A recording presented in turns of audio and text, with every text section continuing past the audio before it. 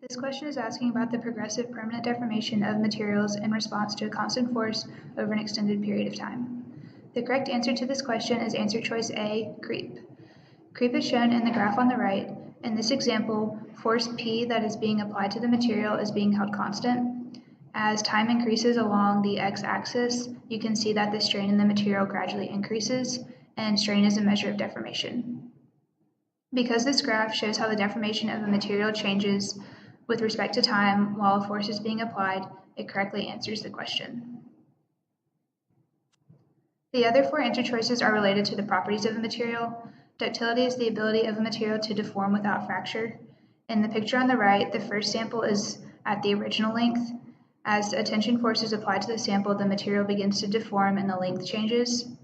The first three pictures of the sample represent ductility because the length of the material, as well as the shape of the material, is changing as the force is being applied, but the material is not breaking.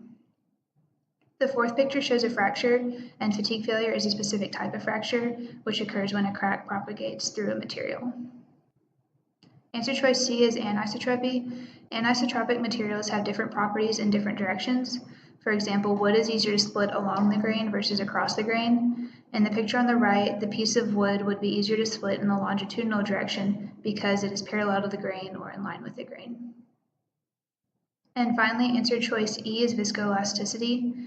Viscoelastic materials have a stress-strain relationship that varies with time. This is shown in the graph on the right. Because the rates of unloading and loading are different, there is an energy loss during this cycle, and this can be attributed to the combination of viscous and elastic properties of the material. Viscoelasticity has a couple of different behaviors. So if stress is held constant and strain increases with time, creep occurs. And on the other hand, if strain is held constant and stress decreases with time, relaxation occurs. In conclusion, the progressive permanent deformation of materials in response to a constant force over an extended period is called creep.